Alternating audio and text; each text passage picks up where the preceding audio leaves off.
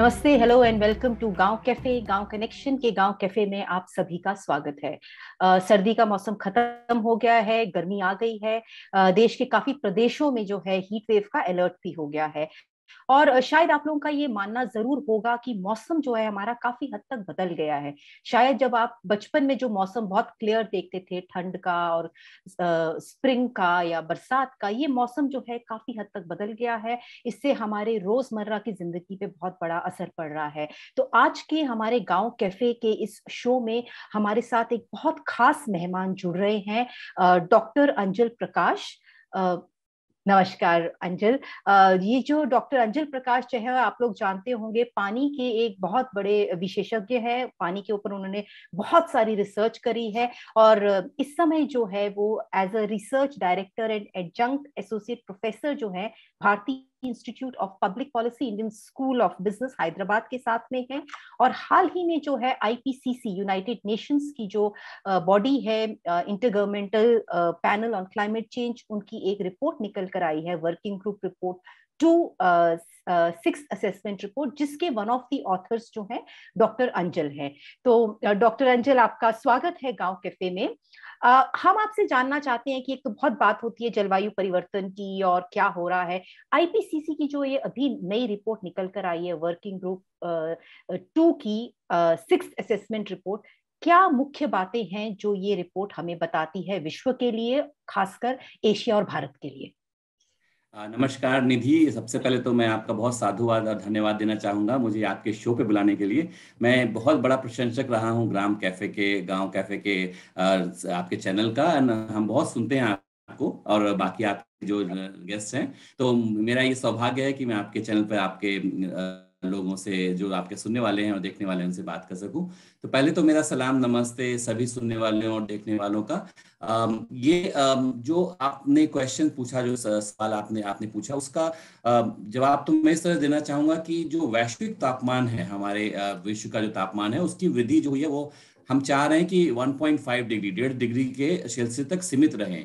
क्योंकि अगर वो उससे ऊपर बढ़ेगा तो उसका वो वैश्विक स्तर पर ग्रीन हाउस गैसों का उत्तेजन और तीव्र होगा और घन और निरंतर कमी लाने का उसकी उसकी जरूरत है। तो पहली बात तो ये है। दूसरी बात है कि वो जलवायु परिवर्तन की जो रिपोर्ट का जो बता रहे हैं कि उसके खासकर एशियाई देशों के लिए बहुत बड़ी चेतावनी है कि अभी समय है, जाग जाइए, नहीं तो वक्त बहुत बचेगा नहीं हमारे पास। और इसमें साफ तौर पर वैश्विक स्तर पर बढ़ते कार्बन उत्सर्जन और उसकी वजह से बदलती जलवायु के मानवता पर हो रहे असर का बहुत बड़ा जिक्र है। और इस रिपोर्ट में जो हम चाह रहे हैं कि जो एक 1.5 डिग्री, जो 1.5 डिग्री जो तापमान जो बढ़ रहा है, उसके कारण जो गंभीर क्षति होने वाली है जो आम मानवी को, उसके क्या परिणाम हो सकते हैं, उसके ऊपर बहुत खास इसका फोकस है। लेकिन ये बात और भी है कि इसमें रिपोर्ट में कहते हैं कि अगला 10 से 15 साल जो है वो हमारे लिए बहुत महत्वपूर्ण है। क्योंकि ये जो चेंजेस जब हो रहे हैं हमारे साथ, जो अनुकूलन है, जो अडेप्टेशन की बात हम कहते हैं, उसका समय बहुत लिमिटेड है। अब जो हम ये कहते हैं कि सारी जो जो खिड़कियां हैं वो बंद हो रही हैं धीरे धीरे। तो अगला 15 साल जो है वो बहुत ही मानवीय, सामान्य मानव के लिए बहुत ही इंपॉर्टेंट है। और ये रिपोर्ट बहुत अग्रसर तरीके से उस बात को रखती है। जी, अगर अंजल हम बात करें पानी को लेकर, क्या कुछ वो 5-6 मुख्य चीजें हैं जो ये रिपोर्ट हमें बता रही है, चाहे वो बाढ़ को लेकर हो या वाटर स्कैरिसिटी को लेकर हो? इसको लेकर क्या बताती है ये हमारी रिपोर्ट जो नहीं आई है? तो अगर हम दक्षिण एशियाई देशों की बात करें, ज्यादातर साउथ एशिया के संदर्भ में अगर हम बात करें, तो आप देखिए सबसे पहला तो ये है कि जो हमारे हिमाच्छादित प्रदेश हैं, जो स्नो क्लैड माउंटेन एरियाज हैं, स्पेशली जो हिमालयन के एरिया, जो हिमाच्छादित प्रदेश हैं हिमालयन रीजन्स में, वो जो पूरा रीजन है, जो 8 देशों का एक समूह है, जो कि शेयर्ड रिसोर्स है हमारा, ग्लेशियर्स, उसको हम रखते हैं। तो इसमें जो जैसे वैश्विक तापमान ऊपर बढ़ते रहता है, क्या हो रहा है कि वो जो हिमाच्छादित प्रदेश हैं वो घटते जा रहे हैं। और ये बहुत इंपॉर्टेंट है क्योंकि 10 जो नदियां हैं, जो मेजर नदियां हैं वो नदियां इसी प्रदेश से निकलती हैं। आप गंगा ले लीजिए, जमुना ले लीजिए, ब्रह्मपुत्र ले लीजिए, जितनी नदियां जो हैं उत्तर भारत की नदियां हैं, वो पूरा का पूरा जो नदियों का जो मेन सोर्स है वो ये हिमाचल प्रदेश है। और ये हिमाचल प्रदेश का खासकर जो ग्लेशियर्स हैं वो बेस फ्लो प्रोवाइड करते हैं, नदियों को जीवित रहने के लिए जो संसाधन चाहिए वो ये प्रोवाइड करते हैं। तो सबसे बड़ी बात यह है कि जो नदियों के जो रिजीम में चेंज होने वाला है ग्लेशियर्स के डिक्लाइन कारण, इसके कारण इसका असर जो है हमारे जिंदगी में पड़ने वाला है। तो ये पानी की बात हो गई। दूसरी बात अगर आप देखें तो जो तटीय समूह है, और भारत में करीब 7,500 जो किलोमीटर का लाइन है वो तटीय समूह है। तटीय समूह में क्या होने वाला है कि जो ग्लोबल वार्मिंग के कारण से जो समुद्र है वो भी गर्म हो चुका है, क्योंकि वो पूरा जो कार्बन हम विश्व में डाल रहे हैं वो कार्बन दो ही लोग ज्यादातर प्रमुख तरह से लेते हैं। एक तो पहला वृक्ष है हमारे, और दूसरा जो है वो ओशियंस है, जो समुद्र है। तो ओशियन सिंक कर लेता है कार्बन को अपने आप में, लेकिन उसके कारण वो क्या हो गया कि समुद्र भी गर्म हो चुका है। तो जो वैश्विक तापमान है वो अभी 1.1 डिग्री हो गया है प्री इंडस्ट्रियल एज से। दैट मीन 1870 के हिसाब से अगर हम देखें तो लास्ट 200 वर्षों में वैश्विक तापमान 1.1 डिग्री हो गया है। समुद्रिक तापमान जो है वो 0.8 डिग्री है, 1 डिग्री से थोड़ा सा कम ही हो गया है। लेकिन उसके कारण क्या हुआ कि वो एक्टिव वाटर साइकिल को सपोर्ट करता है। उसका मतलब ये है कि जो साइक्लोन्स हैं उसकी तीव्रता बढ़ेगी, और उसका जो आकलन है वो भी, number of cyclones also will going to increase. So इसके कारण क्या होगा, तटीय क्षेत्र भी हैं वो बहुत ज्यादा प्रभावित होने वाले हैं। तो दो चीजें हो गई। तीसरी बात जो है वो है हमारा जो बीच का मध्य भारत है, जिसमें कि सेमी एरिड रीजन्स है। आगे करीब 52% जो भारत है वो एरिड या सेमी एरिड रीजन्स है। उसमें जो है तापमान में वृद्धि होगी। और आपने जो शुरुआत में बात की कि जो हीट वेव जो आने वाला है, और अभी आजकल ऑलरेडी नेक्स्ट 4 दिन जो है वो राजस्थान में, गुजरात में, ये जो वेस्टर्न इंडिया है वहाँ हीट वेव का प्रकोप बढ़ने वाला है। ये जो है आईपीसीसी की रिपोर्ट ने बहुत ही इलेक्वेंटली तरीके से इसको लाया है कि ये तीनों जगह से। तो आप अगर देखिए भारत का नक्शा देखिए या दक्षिण एशियाई देखिए, तो ऊपर से हिमाचल प्रदेश है, वहां से हमें प्रॉब्लम है। नीचे से आप तटीय क्षेत्र है, वहां हमें प्रॉब्लम है। बीच का जो बचा है वहां हमें तो कभी भी हम किसी भी एरियाज में हम सेव नहीं कर सकते हैं। Climate change is in here, we have to deal with it. Right right. बहुत शुक्रिया अंजल, आपने बहुत अच्छे से समझाया कि कैसे हिमालय से लेके अगर हम अपने तटीय क्षेत्र तक देखें तो जो जलवायु परिवर्तन है उसका प्रभाव से देश का कोई भी हिस्सा बचा नहीं रहा है और आने वाले समय में रहेगा। एक चीज अंजल अगर आप हमें समझा, मतलब दो सवाल मेरे आपसे होंगे। एक तो ये जो आईपीसीसी की रिपोर्ट है इनका क्या महत्व है, क्योंकि हर साल हम सुनते हैं ये रिपोर्ट आई फिर एक और आई, तो ये रिपोर्ट कौन बनाते हैं और क्यों हमें इसकी तरफ ध्यान देना चाहिए?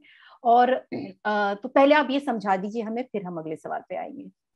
ये बहुत अच्छा सवाल आपने किया, क्योंकि सामान्य मानवी को इस बात की बहुत गहनता से उनका अनुभव नहीं है कि ये रिपोर्ट कैसे बनती है। और इस रिपोर्ट के बनने का जो प्रक्रिया है वो बहुत जटिल है। तो ये तो पहले कि जलवायु परिवर्तन पर ये अंतर सरकारी पैनल है जो वैश्विक वैज्ञानिक संस्थान है और वैश्विक स्तर पर जलवायु परिवर्तन के मुद्दों को समझाने की कोशिश करता है। तो ये सबसे बड़ी बात है। इसका ये जो कार्य है वो 3 समूहों में विभाजित है। पहला समूह है जो जलवायु परिवर्तन के विज्ञान पे केंद्रित है। तो आपने देखा होगा कि पिछले साल अगस्त में एक रिपोर्ट आई थी आईपीसीसी की, वो पहली रिपोर्ट थी। तो ये रिपोर्ट जो है वो साइकिल में चलती है। एक साइकिल जो है वो मतलब एक जो चक्र है उसका वो 5 से 7 साल का चक्र होता है। तो पहली लास्ट रिपोर्ट जो 5वें चक्र में थी वो रिपोर्ट 2014 में आई थी। और अभी जो है वे 2022 में 21-22 में रिपोर्टें आ रही हैं। तो इसमें जो पहला समूह है वो जलवायु परिवर्तन के विज्ञान पर आधारित है। दूसरा समूह जिसका मैं पार्ट हूं उसको वो अनुकूलन के लिए जलवायु परिवर्तन के लिए क्या सामाजिक, आर्थिक और प्राकृतिक प्रणालियों में जो भेद्यता का जो आकलन होता है वो समूह नंबर 2 में होता है। और समूह जो 3 है वो किस तरह से हम जलवायु परिवर्तन के प्रभावों को कम करें उस पर आकलन करती है। अभी ये जो समूह है तीनों, जो अभी 2 रिपोर्ट आ गई हैं, एक तीसरी रिपोर्ट अभी ठीक अगले 20 दिन में अभी 3rd रिपोर्ट आने वाली है, जो कि कैसे हम उसको मिटिगेशन करें उस पर डिपेंड करती है। अभी मैं आपको एक और बात बता दूं, बहुत इंपॉर्टेंट बात है और बहुत इंटरेस्टिंग है कि ये जो दूसरी रिपोर्ट है वो 3649 पेज की रिपोर्ट है। अभी इसकी डिजाइन नहीं हुई है, ऐसे रिपोर्ट आउट हो गई है। तो डिजाइन होगा तो करीब वो समझिए 5000 से ऊपर के वो पेज की रिपोर्ट बनेगी। और इसका मतलब इस रिपोर्ट को बनाने के लिए करीब 270 वैज्ञानिक पूरे विश्व से चुने गए हैं। तो क्या होता है कि जो नेशन स्टेट्स हैं, जो कंट्रीज हैं, वो वैज्ञानिक की लिस्ट भेजते हैं और उसमें वो उनका सिलेक्शन होता है एक एक्सपर्ट पैनल के द्वारा विश्व स्तर पर। तो 270 वैज्ञानिकों के द्वारा लिखी गई है। इस रिपोर्ट को आने में लगभग 34,000 प्रकाशनों का आकलन किया गया है और 3 वर्ष से अधिक समय पर जो वैज्ञानिक साथ में मिलकर काम कर रहे थे और करीब 62,000 टिप्पणियों को शामिल किया गया। ये टिप्पणियां जो होती हैं, हर ड्राफ्ट जो चलता बनता है रिपोर्ट का, पहली ड्राफ्ट बना, दूसरा ड्राफ्ट बना, ये ड्राफ्ट भी रिपोर्ट दुनिया के वैज्ञानिकों, सरकारों द्वारा सरकार और जो सिविल सोसाइटी ऑर्गेनाइजेशन है उसके द्वारा इनका सहकर्मी समीक्षा किया जाता है इसकी रिपोर्ट की। और तो ये बहुत रिग्रेस तरीके से ये तैयार होती है रिपोर्ट और बहुत टाइम जाता है हम लोगों का। और मैं आपको ये भी बता दूं कि जो भारत से करीब 12 वैज्ञानिक इस दूसरी वाली रिपोर्ट में जुड़े हैं, क्योंकि वो अपने आप में भी एक बहुत बड़ी मान्यता है, क्योंकि जो भारत के वैज्ञानिक हैं वो भी एक अहम भूमिका वैश्विक स्तर पर कर रहे हैं, जो कि बहुत लॉडेबल है, बहुत अच्छी बात है हमारे लिए। अंचल, जैसे हम बात करते हैं, आपने भी मैं बताया कि 1.1 डिग्री सेल्सियस जो है टेम्परेचर राइज हो गया है। हम चाह रहे हैं कि उसको 1.5 डिग्री के नीचे रखें, 2 पे ना जाने दें। काफी बार लोगों का ये मानना होता है कि ये 1.1 डिग्री सेल्सियस या 1.2 या 1.5 डिग्री सेल्सियस में क्या इतना फर्क पड़ जाता है।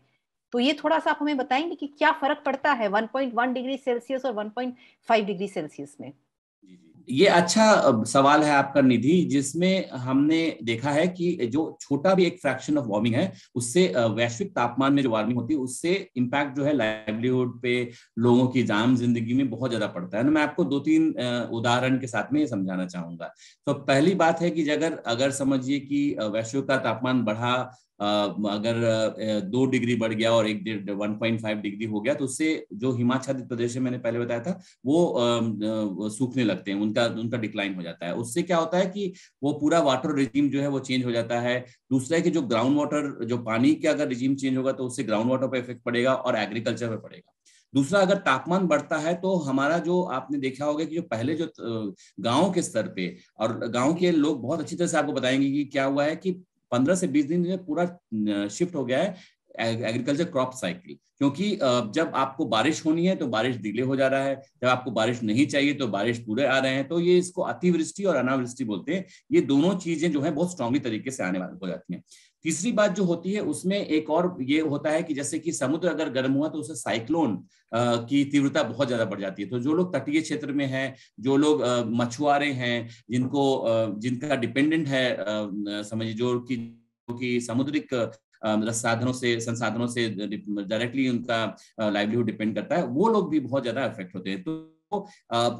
तो आप देखिए सब स्तर पे ये जो इफेक्ट करता है। और हमारे यहाँ अगर वार्मिंग समझिए मैदानी इलाकों में अगर 1.5 डिग्री है, ऊपर खासकर हिमाच्छादित प्रदेशों में ये वार्मिंग आप समझिएगा कि करीब 3 डिग्री, 2.5, 3 डिग्री ये हो जाती है। तो इस तरह से जैसे आपने लास्ट ईयर देखा था चमोली जैसा डिजास्टर हुआ था, वो डिजास्टर की घटनाएं बहुत बढ़ने वाली हैं। और बहुत ज्यादा 1-2 दिन में बहुत ज्यादा बारिश हो जाएगी। आप मुंबई में रहती हैं, आप जानती हैं हर साल अब हर साल हम देखते हैं कि 3-4 बार ऐसा हो रहा है कि 2 दिन में 300-400 मिलीमीटर की बारिश हो गई। हिमाचल प्रदेश में इस पिछले साल हुआ, उत्तराखंड में पिछले साल हुआ कि एकदम एकाएक से 300 मिलीमीटर की बारिश हो गई, जो कि वो एरियाज में रह नहीं सकते हैं और बाढ़ की स्थिति हो जाती है। बिहार के गांव में जो डूब का ये होता है वो भी बढ़ने वाला है, क्योंकि नदियां जो नेपाल से निकलती हैं बिहार को फ्लड करती हैं, वो तो फ्लड पुराना एरिया है, बट अब जो है उसकी तीव्रता बहुत ही ज्यादा बढ़ने वाली है। ये सब आंकलन जो है इस रिपोर्ट में किया गया है। जी, शुक्रिया अंजल। अंजल, अगर हम इससे बात करें, क्योंकि गांव कनेक्शन है और हम लोग रूरल इंडिया की खासकर बात करते हैं, उसके मुद्दे उठाते हैं, तो अगर हम ग्रामीण भारत की बात करें तो आपके हिसाब से ग्रामीण भारत को क्यों सतर्क रहना जरूरी है, और किस तरह से ग्रामीण भाग में जो लोग रहते हैं उनकी आजीविका, और चाहे वो पलायन की बात करें, इन सब चीजों पे किस तरह का असर पड़ सकता है?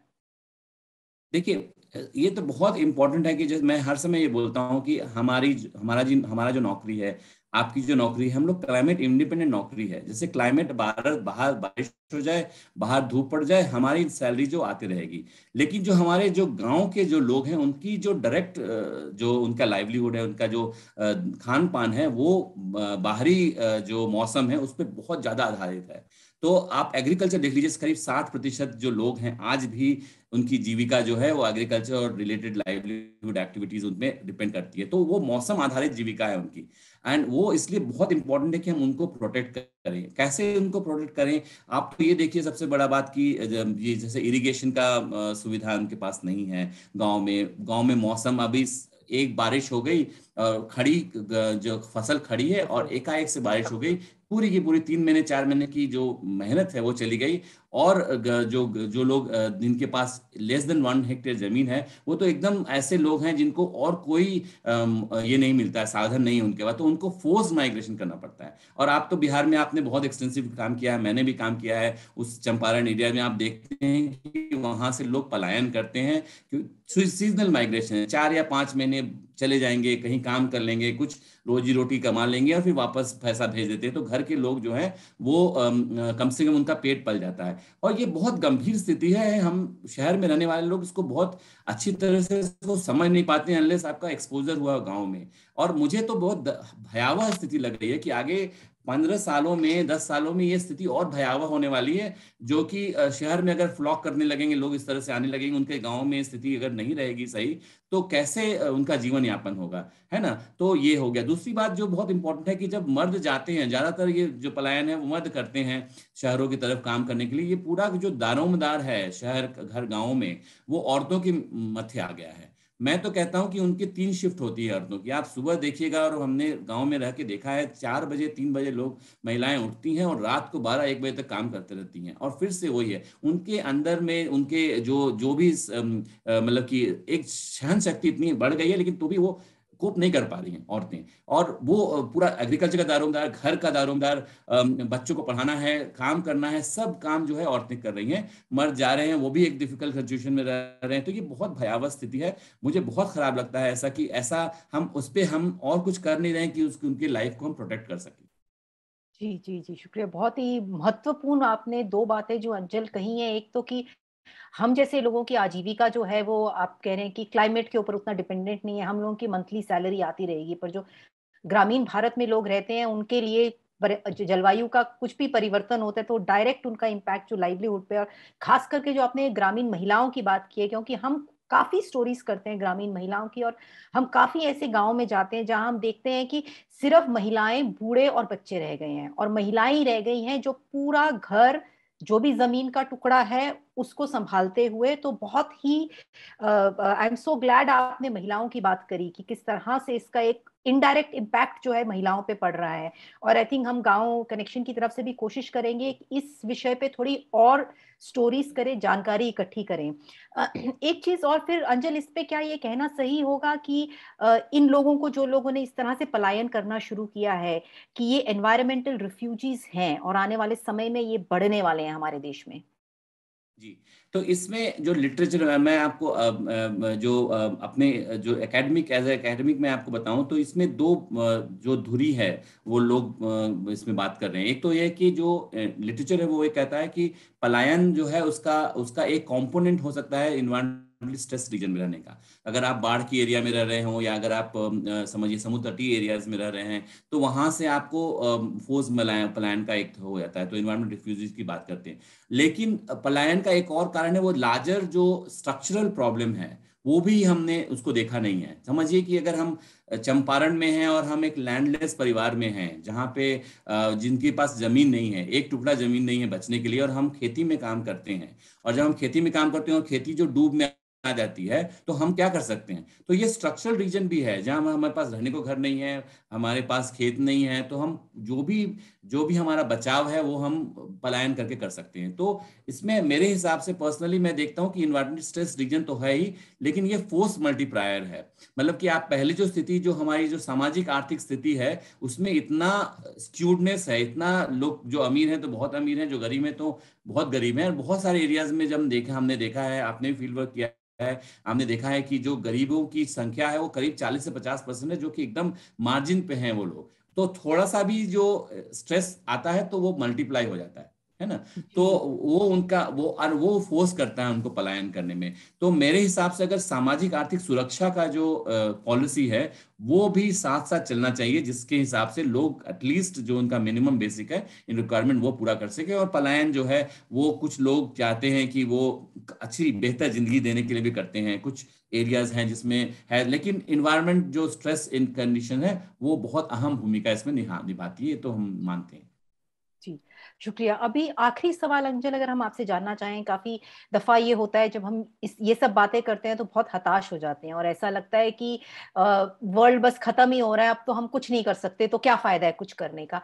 कुछ आप दो चीजें अगर हमें दो लेवल पे समझा सके, एक तो इंडिविजुअल लेवल पे अगर आप होप दे सके, एक डायरेक्शन दे सके एज अ साइंटिस्ट कि अभी भी देर तो हुई है पर उतनी भी देर नहीं हुई है, अभी भी अगर हम एक्शन लें तो हम काफी स्थिति सुधार सकते हैं। तो इंडिविजुअल लेवल पे एंड ऑल्सो पॉलिसी मेकर्स और गवर्नमेंट लेवल पे कि किस तरह का, क्योंकि साइंटिस्ट अब हमें क्लियरली इतने सालों से बता रहे हैं कि ऐसा हो रहा है, so now some kind of action has to also come from the government and the policy maker level. So इन दो चीजों पे अगर आप बता सके।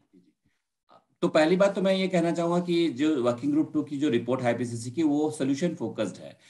और इसमें बहुत सारे सोल्यूशन जो है, उसमें एक जो सोल्यूशन है जो ग्रामीण स्तर पर है, वो मैं कहना चाहूंगा कि जो डिस्ट्रिक्ट लेवल प्लानिंग है हमारा, वो क्लाइमेट रेजिलिएंट होना चाहिए। दैट मीन्स कि हर डिस्ट्रिक्ट का एक अपना, क्योंकि देखिए जो जो जलवायु परिवर्तन की समस्या है वो ग्लोबल है, लेकिन उसका जो इम्पैक्ट है वो बहुत लोकल तरीके पे होता है। जो आपके गांव में हो सकता है इम्पैक्ट जैसा हो अलग हो, और मेरे गांव में थोड़ा अलग हो सकता है। तो ये जो डिस्ट्रिक्ट लेवल जो है एक यूनिट ऑफ डेवलपमेंट है, और सब डिस्ट्रिक्ट जो यूनिट ऑफ डेवलपमेंट है उसको अगर हम ले करके अगर उस लेवल पे अगर हम प्रोजेक्शंस देखें कि क्या रिस्क है और लोगों की जो सामान्य जिंदगी है उस पर क्या प्रभाव पड़ता है, उसको थोड़ा लोकल लेवल स्टडी करके फिर उसके हिसाब से 5-5 साल के जो हम प्लान बनाएंगे, उसके हिसाब से हम जो क्लाइमेट चेंज रिपोर्ट में कहा गया है क्लाइमेट रेजिलिएंट डेवलपमेंट पाथवेज, मतलब कि जो किस तरह से उनको अनुकूलन को हम अपने हाथ में ले सके, मिटिगेशन को ले आ सके। And I give you one example.